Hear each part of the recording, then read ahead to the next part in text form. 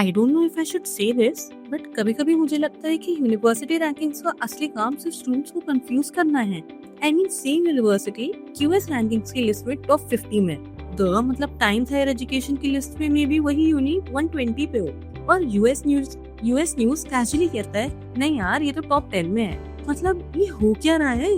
Hello guys, I am Hadiya and welcome back to episode 4 of how do I, the most unfiltered, no brochure podcast by GD Connect. And today we are answering the 2 a.m. Google search that can give anyone a headache. How do I make sense of university rankings abroad?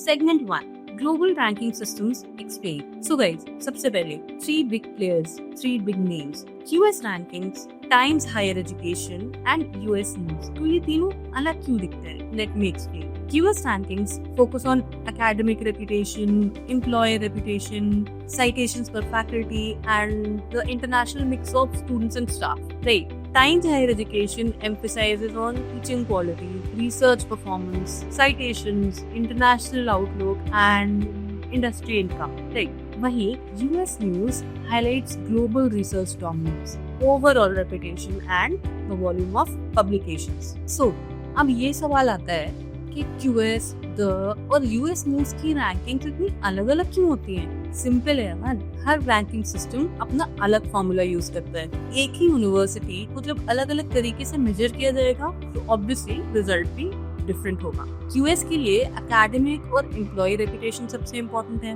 The ज्यादा focus करता है teaching, research, international outlook पे, और US news के लिए research output और publication सबसे बड़ा फैक्टर है। तो जब फॉर्मूला अलग है तो फाइनल रैंक भी अलग ही निकलता है ना। तो मतलब एक ही यूनिवर्सिटी क्यूएस में टॉप 50 में हो सकती है, द में टॉप 120 में, और यूएस में मे बी टॉप 80 में। बस यही है रैंकिंग्स का मैजिक और may be confusion, but don't worry, stay tuned, हम इस कंफ्यूजन को दूर करते हैं। Segment 2, why rankings don't tell us the full story.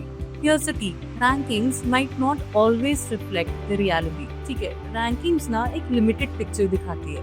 वो ज्यादा weight देते हैं things like citations, research, reputation, इन सब चीजों में, है ना। लेकिन जो चीजें एक स्टूडेंट की डेली लाइफ को शेप करती है, जैसे टीचिंग क्वालिटी, कैंपस सपोर्ट, वहाँ का कम्युनिटी, वो उनको ठीक से मेजर नहीं कर पाते हैं। एग्जाम्पल, कॉलेज इन यूएसए जहाँ क्लासेस छोटी हैं, प्रोफेसर्स पर्सनली मेंटोर कर रहे हैं, एलम्स सीईओज हैं, नोबेल प्राइज विनर्स हैं, बट क्योंकि कंपैरेटिवली उनकी रिसर्च आउटपुट लो है तो वो रैंकिंग्स की लिस्ट में भी नीचे आ जाते हैं। Simple analogy, if you put a filter on the list, वो हर बार एक अलग ही रिजल्ट देगा, right. So deciding which university is the best for you based on those rankings might not be the right decision. Okay. Segment 3, being research output versus student life. अब how to decide कि हमें किस चीज पे focus करना चाहिए?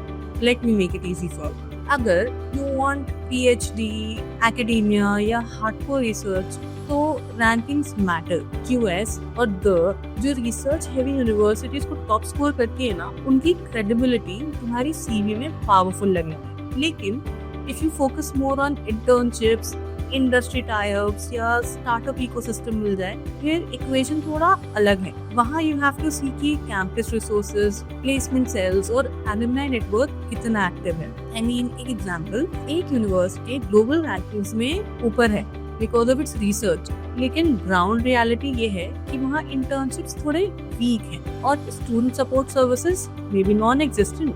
मतलब ranking shiny sticker है, बट असली प्रोडक्ट अंदर बहुत ही डिफरेंट हो सकता है। So here is the bottom line, rankings तुम्हें एक स्नैपशॉट दे देता है, लेकिन पूरी मूवी डिफरेंट है। अब्रॉड की जर्नी में ना teaching style, campus culture, support systems उतने ही इम्पोर्टेंट हैं जितना research and other academic options, right. इसलिए नंबर्स को रेफरेंस बनाओ, बट फाइनल डिसीजंस उनके बेसिस पे मत लो। So the bottom line is, rankings तुम्हें एक स्नैपशॉट देता है, पूरी मूवी नहीं। अब्रॉड जर्नी में टीचिंग स्टाइल, कैंपस कल्चर और सपोर्ट सिस्टम्स उतने ही इम्पोर्टेंट हैं जितना research, employer support and what not. इसलिए नंबर्स को सिर्फ एक रेफरेंस पॉइंट बनाओ, लेकिन फाइनल डिसीजन हमेशा अपने गोल्स और अपने फिट के बेसिस पे लो। Segment 4, how recruiters see ranking.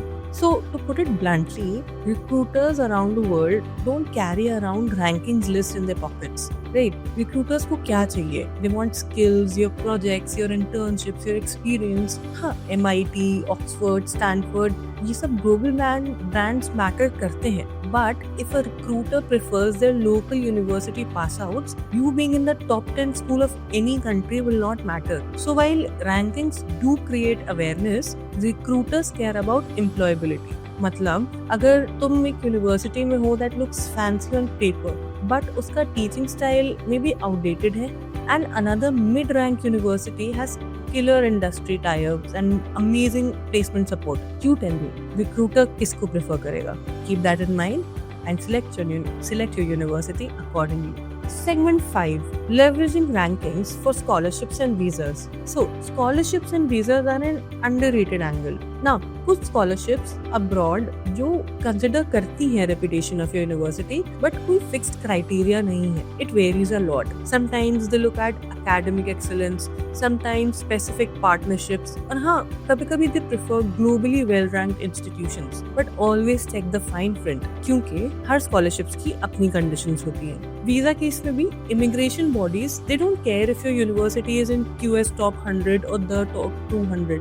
What they really care about is whether your university is officially recognized and accredited by the company's education authority. Lists like ENIC, NARIC or WHED confirm this recognition. So, rankings don't decide visa approval. So, pro tip here is double check what actually matters for your scholarship or visas. Don't assume global rankings will do it. Recognition and eligibility rules are the real deal. These are small details, but they have a big impact. Segment 5, wrap up. So besties, remember, rankings are just a starting point, not the final verdict. Decode which list actually matters for your goals. Balance research with student life because that choice is personal.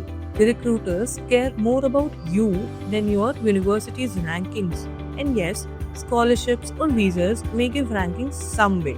But most importantly, do not let these shiny numbers bully you into the wrong fit. Okay? So, in the next episode, we have a special guest coming on, and we are going to answer how do I choose my college and campus abroad without losing my mind. Right? We'll be talking about your priorities, your curriculum, location, job market, affordability, brand versus fit, and whatnot. So, अब बस ये top 100 की list scroll करना बंद करो because your college should be according to your fit. Okay? See you in the next episode. Bye.